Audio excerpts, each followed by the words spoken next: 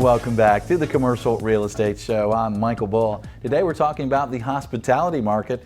You know, we've looked at the performance of the hospitality industry of hotels around the country, and looks like things are doing really well. The outlook is strong. Well, is it time to buy a hotel? Is it time to sell a hotel? We're going to talk to a broker who sells hotels in the Southeast U.S. to get a look at the sales market. Please welcome Tom French. He's president of the hospitality group with Bull Realty. Tom, thanks for joining us here in Studio One. My pleasure. Thank you. Well, let's talk about cap rates. That's what my listeners and viewers tend to want to know about. So what are you seeing for cap rates for various hotel products around the country?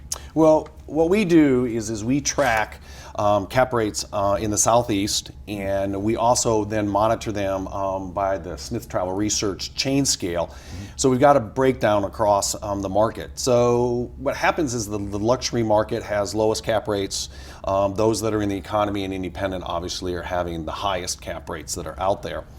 But all in all, what we're finding is cap rates are running between 6.5% to 8.5%, depending on where you fall on the chain scale. Well, those are pretty good returns then. I mean, compared to some of the markets we're seeing, some of the sectors. Very true.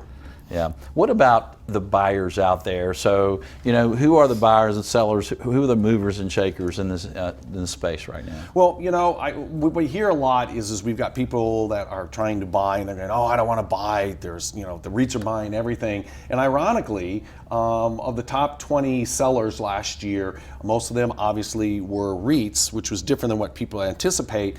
And the buyers were also a lot of institutional grade buyers as well. But when we look at all of it, what I found interesting is that 4 of the top sellers were also 4 of the top buyers last year. So the REITs and the investment and private equity groups are actually selling their properties. So when you look at it, for those that are a traditional buyer, about a little less than half of the market is still available for product that's out there. Okay, so if you're not a REIT, you're still probably buying half of the product out there. That is right? Correct. Okay, all right, well, great. Well, is it a good time? So, you know, it looks like the outlook is strong for hotels. You know, the interest rates are good. If you have a hotel and you're considering selling it in the next 3 to 4 years, is it a good time to do it? Absolutely. If you consider your capital, you look at the debt structure that's out there, and just the dynamics of the market. Obviously, there's some pockets that don't work as well, but you know, monitoring the Southeast, we can kind of expand up to the whole U.S. But what we're seeing is that if this is the time to sit down and look and to take serious consideration of getting out there, we find a lot of the sellers are families or private owners that are looking to retire. They want their capital back out and go do something else with it. Mm-hmm. Well, it makes sense. You know, if you look at where we are in the cycle, you know, you're going to get your biggest prices in an expansion part of the cycle where we are, and you never know what's going to happen around the world or around even the U.S. that it could impact hotel performance and values moving forward. So what are some of the factors that, if you're investing in a hotel or buying a hotel yourself, what are some of the factors that you may want to consider? Well, I think the one factor that comes out above anything else is if you own if you're getting a franchised property, the franchisor is being very, very strict and stringent on their product improvement plans. They are very large because that's the only time that they have to bring the product up to where they want it.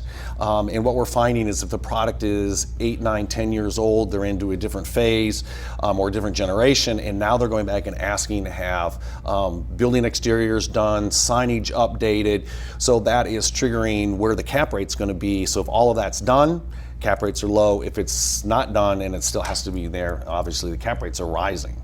Other than that, what we're finding is people are taking a really close look at the capital expenditures that have been done at the properties to see if the mechanicals and all the rest of the systems are in good shape, because that's what's going to dictate what they've got to put in the next few years after they purchase the property. Yeah, that makes sense. And I guess you're also looking at that sub-market and kind of the new supply that might be coming online around it, right?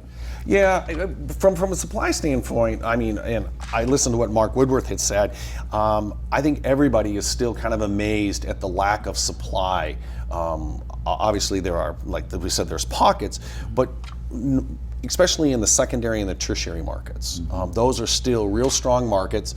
People that want to be in the major metropolitan areas are going to struggle finding product, and they're going to be select, but the secondary and tertiary markets are still really good and will continue to be that way. Great. Well, Tom, thanks for joining us. We appreciate you being in Studio One with us.